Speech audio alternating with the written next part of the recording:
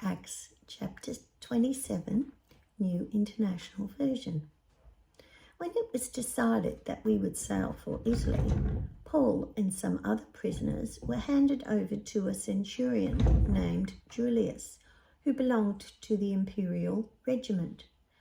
We boarded a ship from Aramthum, about to sail for ports along the coast of the province of Asia, and we put out to sea. Articus, a Macedonian from Thessalonica, was with us. The next day we landed at Sidon, and Julius, in kindness to Paul, allowed him to go to his friends so that they might provide for his needs. From there we put out to sea again and passed to the lee of Cyprus, because the winds were against us. When we had sailed across the open sea off the coast of Sicilia and Pamphylia, we landed at Myra in Lycia. There the centurion found an Alexandrian ship sailing for Italy and put us on board.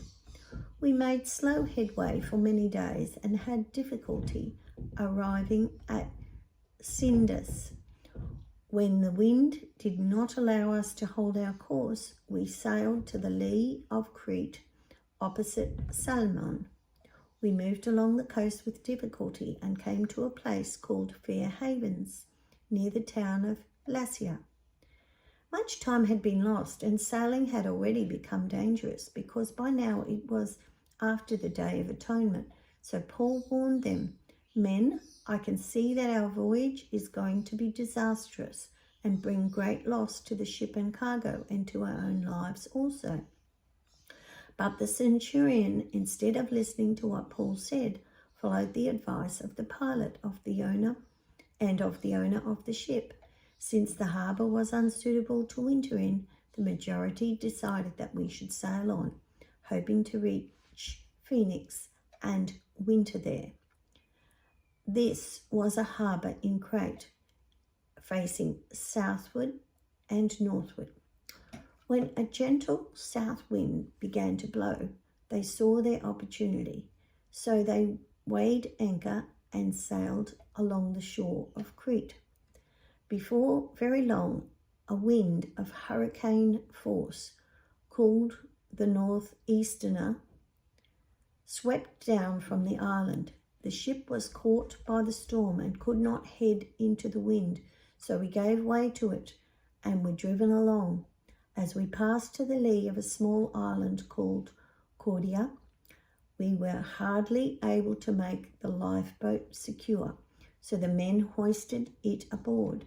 Then they passed ropes under the ship itself to hold it together, because they were afraid they would run aground on the sandbars of Syrtis.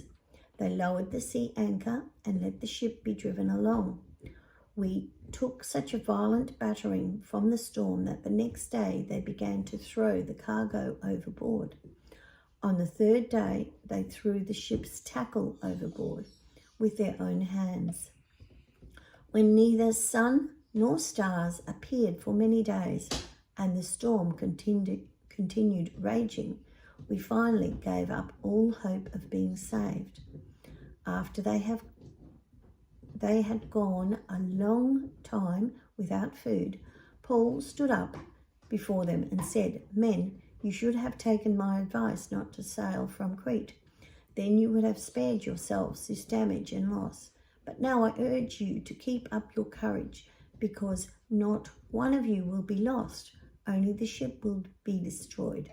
Last night an angel of the God to whom I belong and whom I serve stood beside me and said, 'Do not be afraid, Paul. You must stand trial before Caesar, and God has graciously given you the lives of all who sail with you.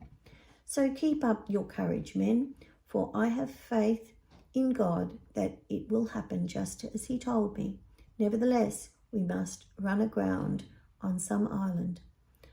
On the 14th night, we were still being driven across the Adriatic Sea, when about midnight the sailors sensed they were approaching land. They took soundings and found that the water was 120 feet deep. A short time later, they took soundings again and found it was 90 feet deep. Fearing that we would be dashed against the rocks, they dropped 4 anchors from the stern and prayed for daylight.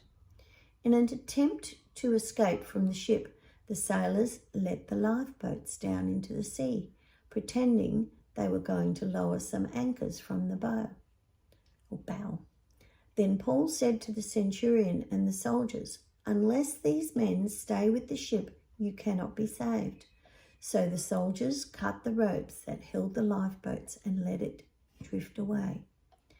Just before dawn, Paul urged them all to eat. "For the last 14 days, he said, you have been in constant suspense and have gone without food. You haven't eaten anything. Now I urge you to take some food. You need it to survive.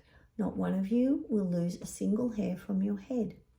After he said this, he took some bread and gave thanks to God in front of them. Then he broke it and began to eat. They were all encouraged and ate some food themselves. Altogether there was 276 of us on board. When they had eaten as much as they wanted, they lightened the ship by throwing the grain into the sea. When daylight came, they did not recognize the land, but they saw a bay with a sandy beach, where they decided to run the ship aground if they could. Cutting loose the anchors, they left them in the sea and at the same time untied the ropes that held the rudders. Then they hoisted the foresail to the wind and made for the beach. But the ship struck a sandbar and ran aground. The bow stuck fast and would not move, and the stern was broken to pieces by the pounding of the surf. The soldiers planned to kill the prisoners to prevent any of them from swimming away and escaping. But the centurion wanted to spare Paul's life and kept them from carrying out their plan. He ordered that those who could swim to jump overboard first and get to land. The rest were to get there on planks or other pieces of the ship. In this way, everyone reached land safely.